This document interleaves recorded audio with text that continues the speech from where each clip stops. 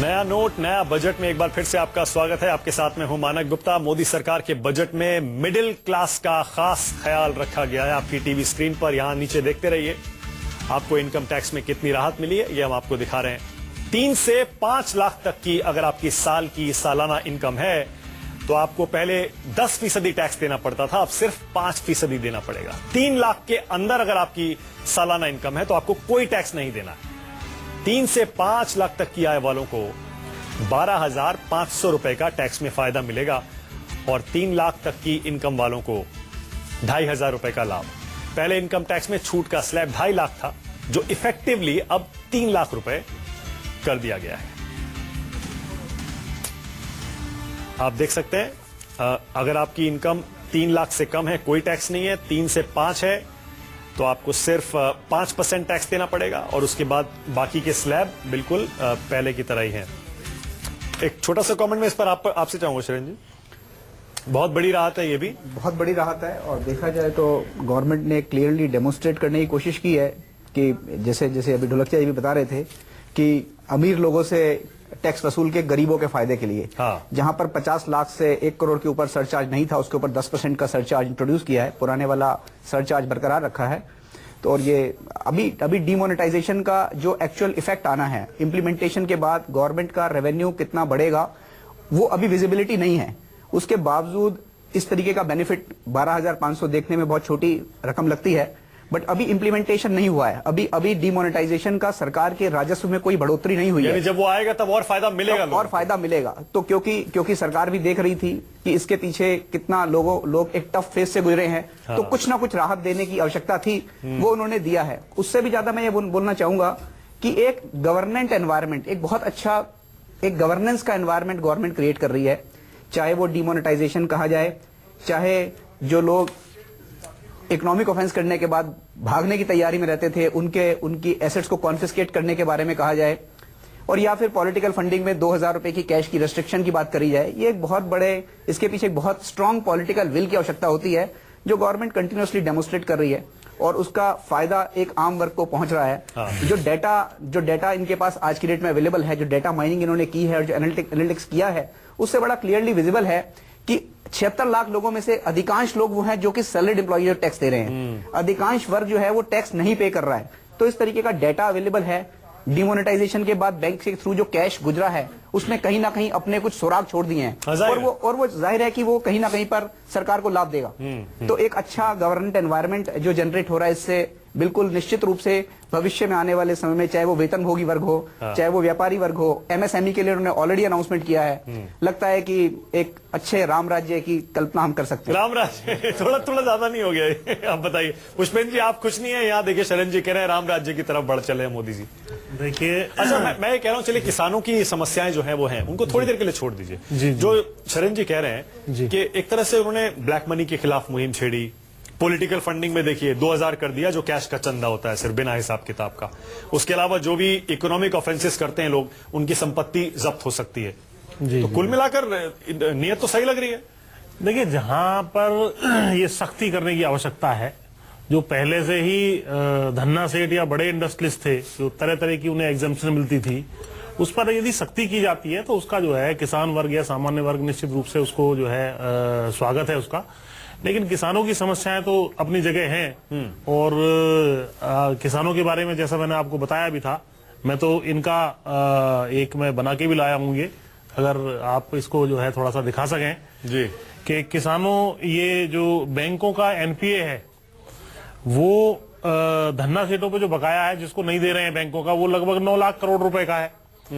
और इसके बाद आयकर विभाग का भी लगभग 9 लाख करोड़ रुपए का धन्ना सेठों पे बकाया है और लगभग 8-9 लाख करोड़ ही हर साल बड़ी इंडस्ट्रीज को जो है एक छूट दे दी जाती है। तो यानी कि इनकी लूट और छूट, और इतना ही 9 लाख करोड़ का ही आसपास किसानों का कर्जा है। तो हमारी तो मांग ये है कि जब इन लोगों को इतनी लूट और छूट करने की आजादी है तो हमारा ही कर्जा माफ कम से कम हमारा कर्जा 9 लाख करोड़ का जो है उसे कम से कम माफ कर देते इस बार जी। लेकिन सूट बूट की सरकार के आरोप से सरकार तो जी जान से कोशिश कर रही है ना कि अब गरीबों की सरकार दिखे, उसी डायरेक्शन में काम तो चल रहा है, इंप्रेशन भी, संदेश भी वही है। देखिए, अभी तो जैसा मैंने पहले ही डिस्कशन में कहा था कि सरकार को अपना खजाना जुटाना भी है। और जैसा आप 34% का आपने देखा कि एडवांस टैक्स हुआ, तो सरकार खजाना जुटा रही है।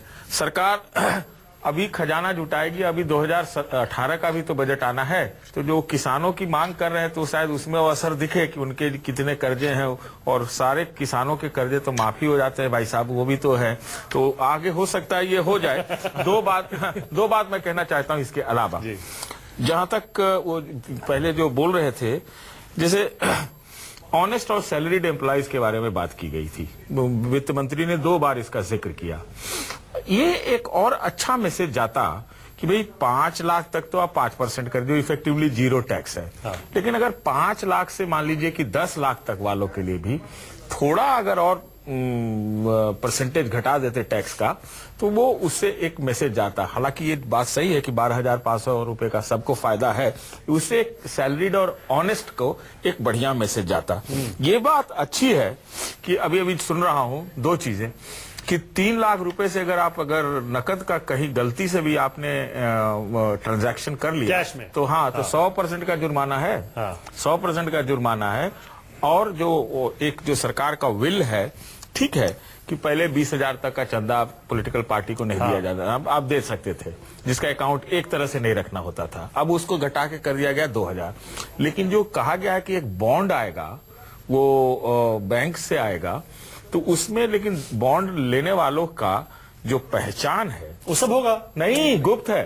गुप्त है वो गुप्त रहे। पर कहीं तो उसे दिया जाएगा। वो देखिए, बैंक से कोई पैसा दे रहा है, बैंक से बॉन्ड खरीद रहा है, और पॉलिटिकल पार्टी उसे अपने अकाउंट में जमा करवा रही है उस बॉन्ड को। ऐसा हो ही नहीं सकता सतीश जी। नहीं, ये ऐसा है।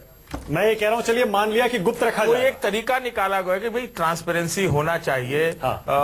हो सकता है अब जैसे अब देखिए 20,000 का भी तो काट निकाल ही लिया था पॉलिटिकल पार्टीज ने। अब ठीक है, इनको ज्यादा काम करना पड़ेगा, ज्यादा पर्चियां बनानी पड़ेगी, ज्यादा वो होगा, लेकिन वो बात है कि इसमें डोनर और डोनी दोनों को छूट है।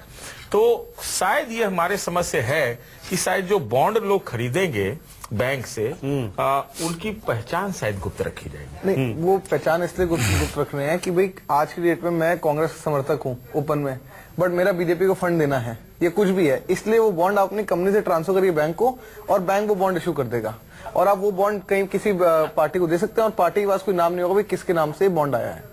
ये है उसका। नहीं, ये समझ नहीं आया मुझे। देखिए क्या है कि आज कोई भी अगर किसी पॉलिटिकल पार्टी को चंदा देगा तो वो तो सीना चौड़ा करके देगा ताकि फायदा उसका ले सके। वो अगर नहीं देना चाहता सीना चौड़ा करके, तो कम से कम अगर पार्टी को पता ही नहीं चंदा किसने दिया है। हाँ, तो पार्टी को पहले भी कौन सा पता होता था? 20,000 तक का जो फंड आता था तो पार्टी को वैसे ही नहीं पता होता था किसने दिया। नहीं, पार्टी को अगर पता भी होता था तो आम आदमी को पता नहीं होता था। ऐसा कैसे हो सकता है कि पार्टी को ना पता उसे चंदा कौन दे रहा है? पार्टी और आम आदमी एक ही बात है। देखिए, गवर्नमेंट का ऑब्जेक्टिव है कि ब्लैक मनी को रेगुलेट करना, फाइनेंस बजट में प्राइमरीली। तो एक बार पैसा इलेक्ट्रल बॉन्ड के थ्रू आ जाता है तो कम से कम कहीं ना कहीं उसका रिकॉर्ड हो जाता है।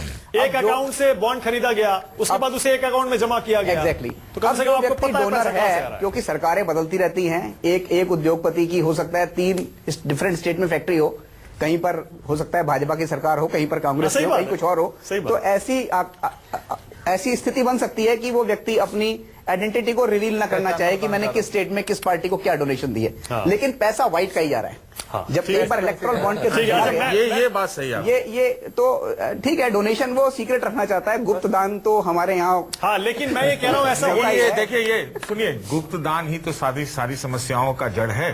हाँ, गुप्त दान आप दान करते क्यों है? चाहे चैरिटी में करें, चाहे ट्रस्ट में करें, वो एक गुप्त दान क्यों? मंदिरों में भी गुप्त दान, हर जगह ये गुप्त दान को, अगर ये दान को आप फॉर्मल इकोनॉमी में ले आए, यदि हम आधा समस्या यदि हम एक बार को फाइनेंस सेट के अपनी वैदिक परंपरा की तरफ को जाएं, तो गुप्त दान के पीछे जो साइकोलॉजी है, जो है वो व्यक्ति चाहता है कि मेरी नाम और हम साइकोलॉजी में और वैदिक ज्ञान में नहीं जानना चाहते। हम ये जानना चाहते हैं कि जब पूरा फोकस ये है कि इकोनॉमी को फॉर्मल किया जाए, ट्रांसपेरेंट किया जाए, तो फिर वो आप वैदिक पीछे छोड़ दीजिए। आइए सब चीज ट्रांसपेरेंट हो, पारदर्शी हो, साफ हो। बिल्कुल सही है। एक छोटा सा ब्रेक इसी नोट पर हमें लेना पड़ेगा, लेकिन ब्रेक के बाद मैं भल्ला साहब ये समझना भी चाहूंगा जरा, क्योंकि आप तो जीएसटी पर एक्सपर्ट हैं। नोट बैन, उसके बाद ये बजट, और जुलाई से जीएसटी, क्या वाकई ऐतिहासिक मोड़ पर हम खड़े हैं? एक छोटा सा ब्रेक ले रहे हैं, देखते रहिए न्यूज़ 24। नया नोट नया budget presented by LIC of India, हर पल आपके साथ। को प्रेजेंटेड बाय BSE IPF।